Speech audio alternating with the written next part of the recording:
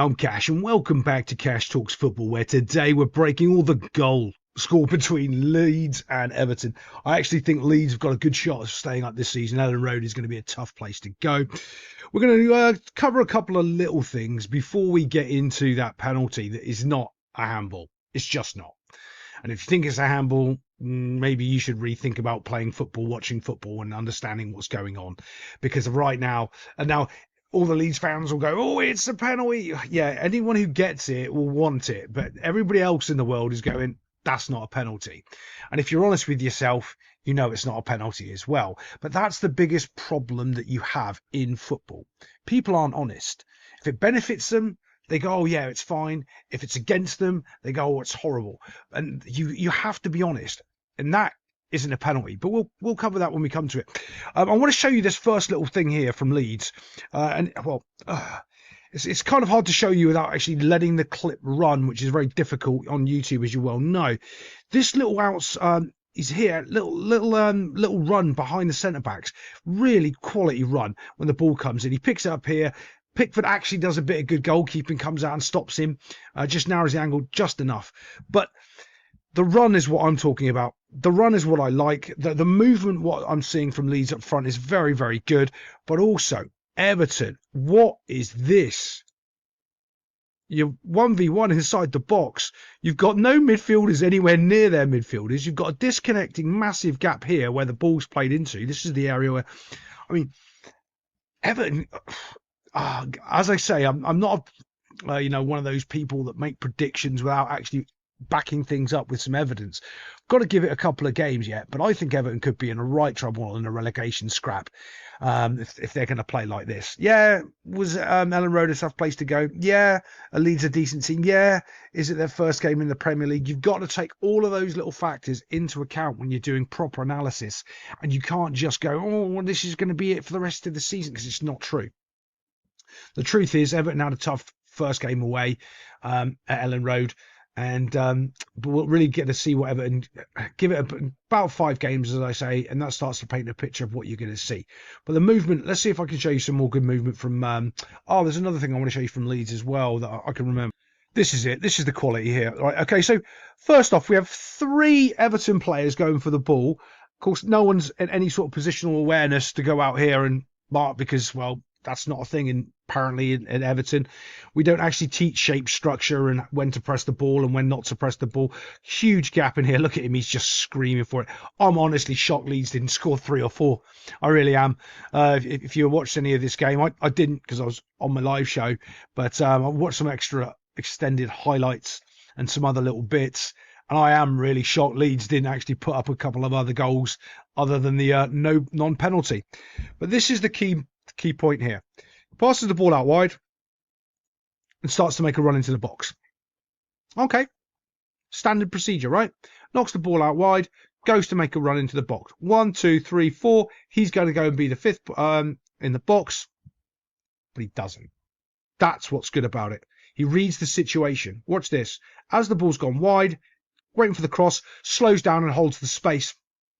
Absolutely brilliant. That's exactly what you want to happen because he's making up the numbers there, doesn't matter. There's enough numbers in the box. That player's smart enough, don't know who he is, smart enough to go, right, the ball's out wide, it's going to be delivered, but do you know what I'm going to be for? The next ball. So when that ball comes in, if they defend it, I'm perfectly here, holding this line right here, absolutely great, doesn't bust the lung to get involved. Look, just holds it, perfect, absolutely perfect.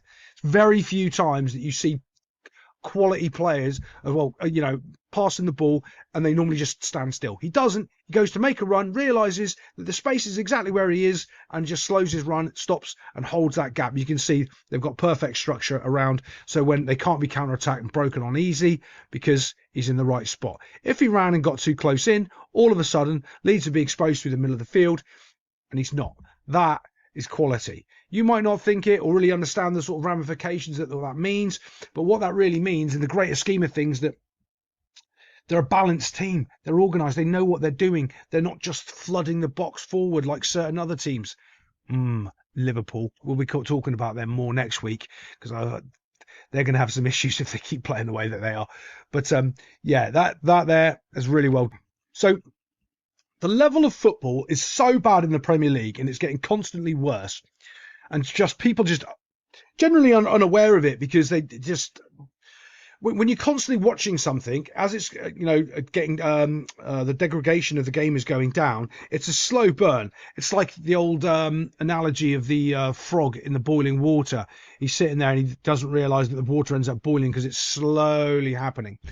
This is awful, right? Watch this. Defender goes out to the ball, right? Okay, great. What's important? The football.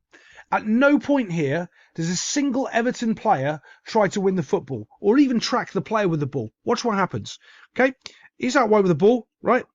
He starts to run over there. Brilliant. He's cut. You've kind of done your job. Now you can put massive pressure on. So he's got a pass there and you intercept the pass. Brilliant. That's exactly what we're looking to do. Do you think that happens? 1, 2, 3 Everton players? No, that's not what happens. This is. Runs away. Like he's nowhere near close enough to the player. Doesn't decide to try to pressure him. Not close enough. Nowhere near close enough. Stands there and watches. You've got 3 players that could get there that don't. Look, you see, look, jog, standing in front of him again. He's not getting close enough to the ball. 1, 2 players now stood in front of him. He just could have kept running towards the ball. No, I'm going to stand here instead. All he had to do was keep running towards the ball. What's that allowed? You know that run I was talking about? That really good dynamic run behind the centre-backs? We've got another one. Absolutely brilliant. Their movement up front, Leeds, is pretty good. Dynamic run. No pressure on the ball whatsoever. Straight into the penalty box. Look, off he goes again. And he's able to pick out a pass. And then they don't score, but you can't do this. You've got 3 players and there's 1 football. This guy has managed to pick the ball up out here, run over here, come here, stop, have a cup of tea, decide what he wants to do, penetrate the box, and then get a pass off. And you've got 1, 2, 3 Everton players watching. Basically, just watching.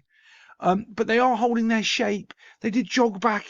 Oh, we did a coaching session on it once, and now we look all good. No, you're all rubbish at the football. Every single one of you 3 could have won that ball at any opportunity there, and none of you did. This is a little bit of a lack here from Leeds. There's the pass, turn. This is the only thing that Leeds are really lacking, is that the amount of opportunities they have. It's this turn here. It's this turn to the outside to shoot instead of to the inside to shoot. If they get their strikers turning into the inside to shoot, they would have scored bags of goals in this game. Everyone seems to be turning to the outside and using their favourite foot instead of turning on that favourite foot on the outside of their foot. So think of it this way. If that's his foot there, instead of turning to shooting there, he turns on the outside of his foot there and he comes inside here and he looks to just drill it into that bottom corner. If they do that, if they get those forwards with their movement up front, they'll actually get some quality goals. Again, watch this. This is just embarrassing. 1, 2 players. There's the ball. You can see it. It's coming down. Okay, 2 players. Both have plenty of time to get underneath this ball from where that ball is there. Both. Watch what he does. Watch. Stops, hesitates, puts his feet down to the ground, doesn't try to jump and challenge for the header, Now remember, you're not necessarily trying to win the header, you're just trying to make sure that he doesn't get a clean touch and gets to put it wherever he wants. I mean, that is awful. Look, free header, bump, by your 18-yard box, and there's 2 of you there, neither of you trying to challenge for it at all, to put the player off so he doesn't just knock it down into feet or do something with it. Don't worry, because he's knocked it onto his mate here. He's going to knock it onto his mate here. Who's going to have a shot. And not one of these Everton players are anywhere near close enough. Don't worry, you don't have to play football, mate. You can just sit, pick up a paycheck. Anywhere near these Leeds players. And you can't say that these Leeds players are technically brilliant, better than the, so they're moving the ball too fast or anything like that. Did they play well? Yeah. But they didn't play amazingly well. That 2 players stood there with the next to the guy headering the ball, can't jump and challenge for it. And they're going to have serious problems there. Top of the 18-yard box, no one near him for the shot. Absolutely no one near him to stop that. Should have been a little bit better. Kind of got underneath it. It's one of those hard, bouncy ones where what it really is his standing foot is too far back. So imagine if the ball's bouncing there, his standing foot is about there. So then he's ended up getting underneath the ball. All he had to do was get his standing foot a little bit closer, and then he would have just been able to get a better strike on. But there we go. Here's the handball. Bit of a deflection, shot coming in. Dumpf hits him. Let's have a look at it at a better angle. First off, we have to take into account that deflection right there. That's the first point, okay? That's what we're looking to do. Is his arm in an unnatural position? No, that is. That there is in an unnatural position. That is almost part in frame with his body, and he's trying to tuck it away behind him.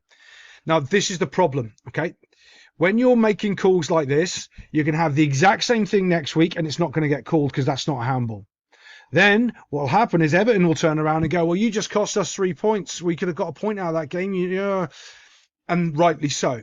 And this is the problem with VAR when you're bringing all these things in and you're letting something like that go. Because VAR should have turned around and said, no, that's not a handball. Look, he's trying to duck the... You can even see, look, he's trying to tuck his arm behind his back to make sure that it's not a case. He's entitled to block the ball. 100% entitled to go for that. That's not a handball. His arm's by his side, trying to tuck it away behind him, taking a deflection. It's not a handball. The fact they've called it, now this is the other problem, is because in the sports media, they will not say when a referee gets it wrong because, quite frankly, they're cowards and they're liars. They're too worried about their jobs and talking to their friends than they are about telling the truth. Not a handball. It's just not. And you can turn around, right, and this is, as I say, the problem is next week it'll happen, next week it won't get called, and then what do you do?